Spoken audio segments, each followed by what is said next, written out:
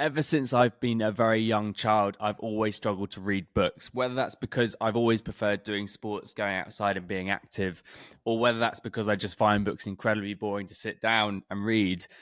Over the past few years, I found it incredibly powerful to read books by people who have proven they have abilities to do things that I may think are unachievable and really digest the insights that they have put together that they've distilled into books like James Clear's Atomic Habits.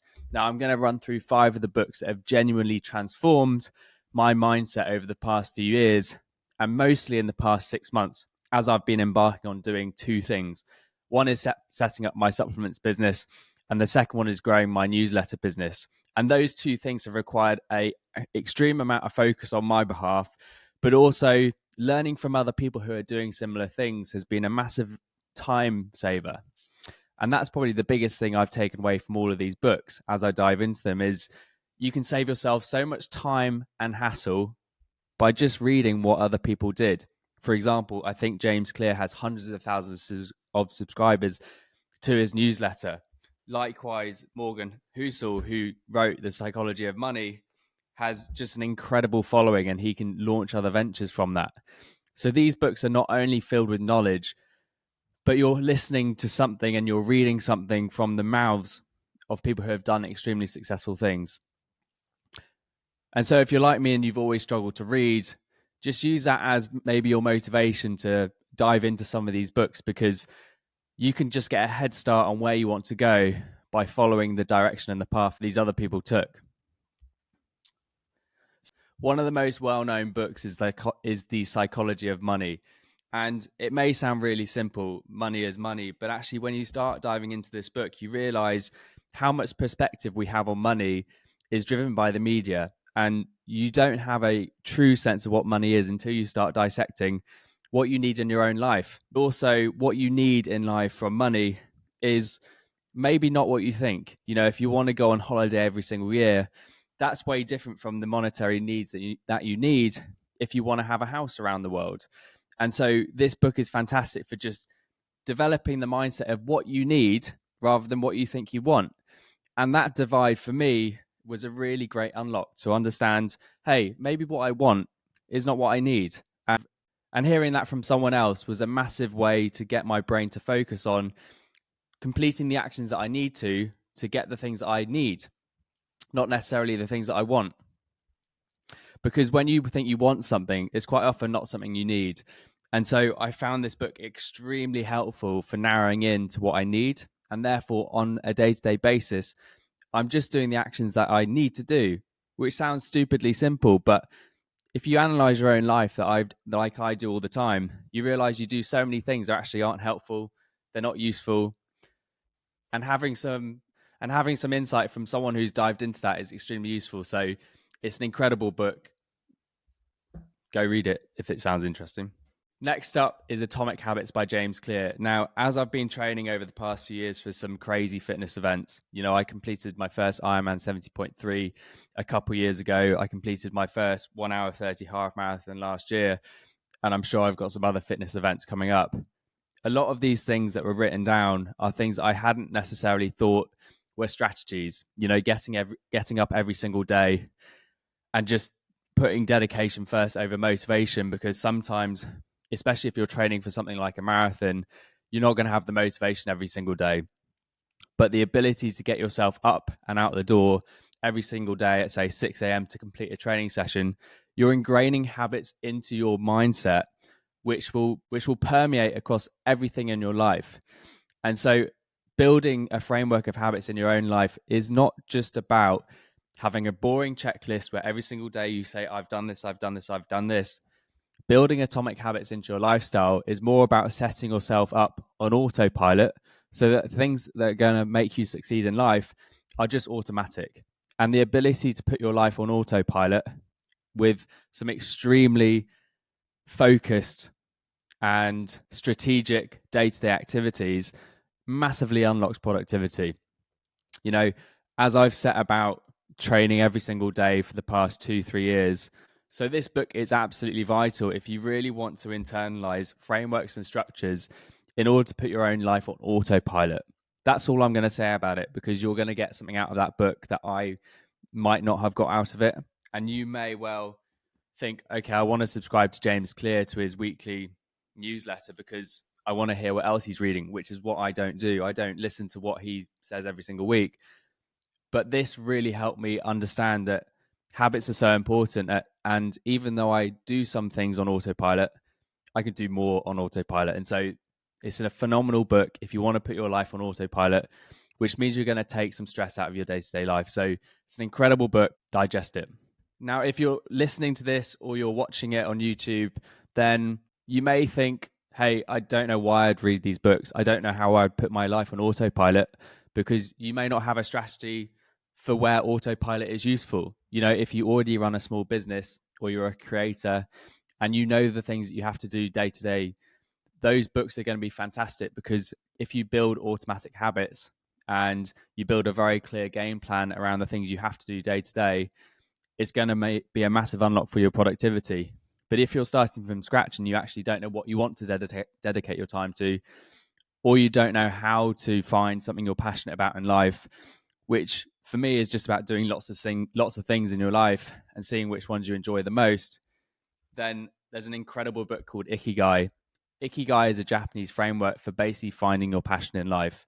And so if you're someone who doesn't have something that you want to get up in the morning for, reading into Japanese culture found is extremely insightful. About 10 years ago, I studied in Hong Kong, a completely different culture to what we have in the UK, but they have Confucian culture. And that is a completely different framework to living to what we have in the Western world. And there's a lot to be said about the Chinese culture, but the Confucian world of looking up to your elders, seeing what they did, looking at them with a huge amount of respect, is kind of different to what we have in the Western world. And it can create a huge avenue of different ways of thinking about the world. It's the same way with Ikigai.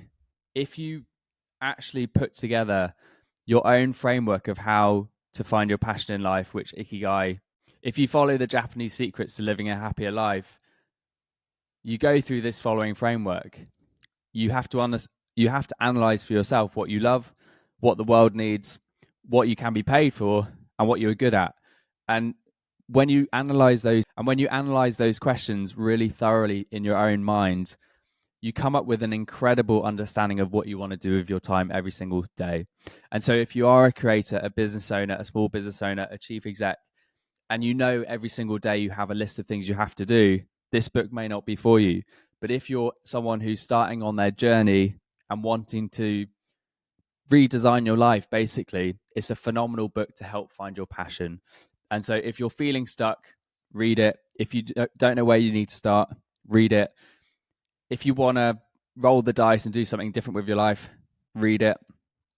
And it's a really quick read. It's only like 100 pages and you can finish it literally in a couple of hours. So most importantly, it's a different culture and a different way of looking at life. And so if you have grown up in the UK or USA, it's a great lens into how hundreds of millions of other people throughout time have lived and think about life.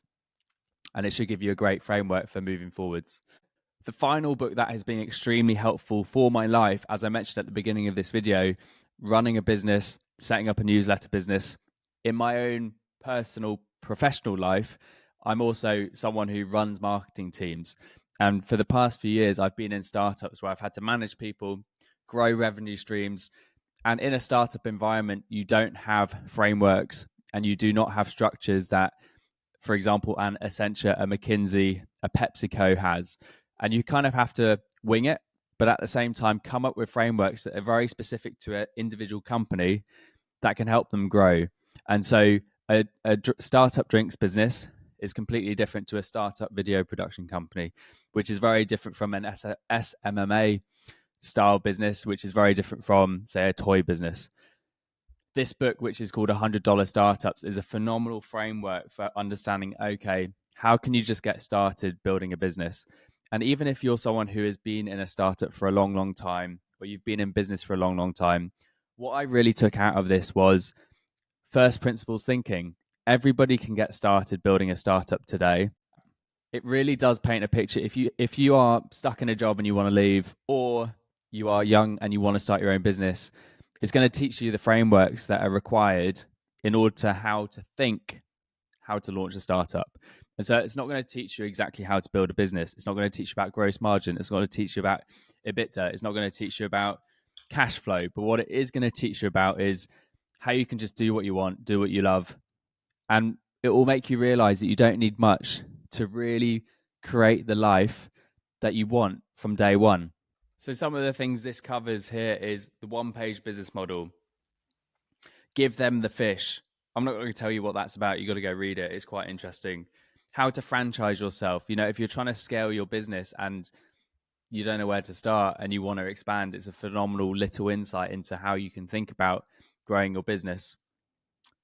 And the most important thing in this book is the myriad of examples of people who have just gone and done something from scratch very, very quickly. There's something called MVP in startups, which is called minimum viable product.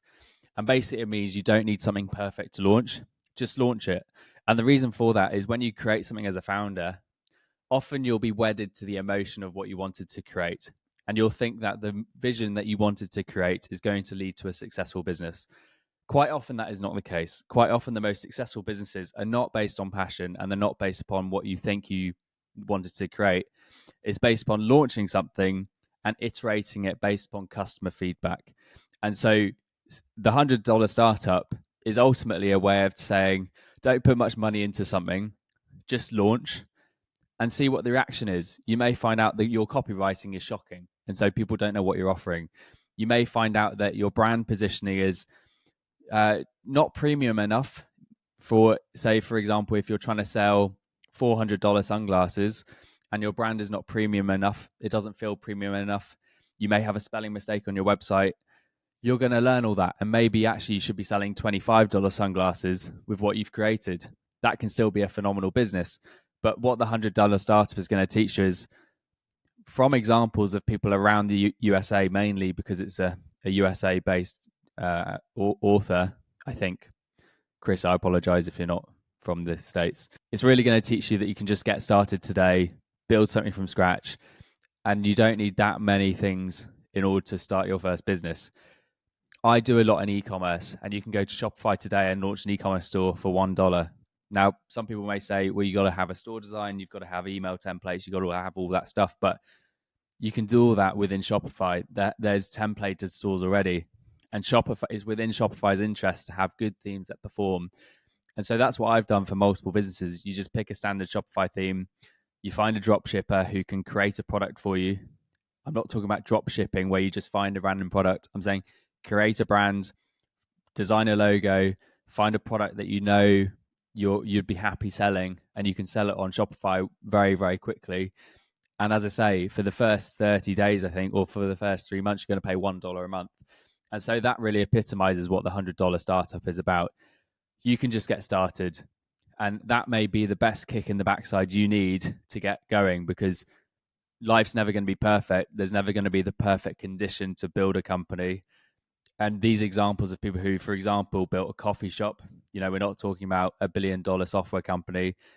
A brilliant startup could be a coffee shop that allows you to have $50,000-$60,000 of income, or £50,000-£60,000 of income, and build an incredible life, especially if you have time and location freedom because of that. So that book is phenomenal for getting your mindset in a gear which makes you just get on with it and do it. And so that's my summary of those 5 books. You're going to learn something from these books that I have not, but all of them teach you frameworks which have genuinely been used by these authors, or have been used by the subjects that they talk about in these books. And it's not about copying exactly what's in these books, but what I have gained by reading these books is I've learned new frameworks by which to think about. And so having different mental frameworks where you can think things through, it helps me solve problems quicker. It helps me think of better ways to grow the business. It helps me understand that there's more than one way of growing a business. And that's almost more valuable than the actual content that you could just take out and copy. I think from all of these books, what I've learned as I've got older is if you understand how other people have built their businesses and built their enterprises and built their lives, that shouldn't give you license to copy them although copying is a great way of growing a business and highly advised doing it because that's what every business does. You copy marketing campaigns, you copy store designs, etc. Look at the fashion industry, they just copy each other. But having a different framework by which to approach problems and to potentially solve issues in your life, that's what these books are about. And so I would heavily advise getting these 5 books. They're fantastic. They don't take very long to read. And most importantly, if you don't like reading, you can get them as audiobooks. But I would urge you to try and read the books, i.e., have the books in front of you and read the physical paper. One, because you can save notes, but mainly because if you read something, you do 2 things. One is you take in the information through your eyes, which is one sense. 2, your internal self voice is repeating those words, which is completely different to if you're listening to something. If you're listening to something, it's very easy to get distracted. And so Audible is fantastic, but I would urge you to try and get the books and read them. And what I always do is go to Amazon and buy them all secondhand. It's a great way of saving money. And, in today's world, saving a bit of money there so that you can use that money to then put into your business or put into ads to grow your creator account or whatever it is a fantastic thing to do. And so fundamentally, these books have been impactful for me because it's changed the way that I can answer questions and query things in my own life. And so that's what these books are great at. They're written by authors who are impactful because they have been through things in their own lives that resonate with everyone else in the world. And so go give them a go find them. Let me know what your favorite books have been, the ones that have impacted you. There are a ton more that I haven't included, but these are the ones that I've read in basically the past 6 months that have really given me a different lens to look through life with. So I hope it's helpful. Like, comment, subscribe. Let me know what you want me to talk about. And until the next video, see you later.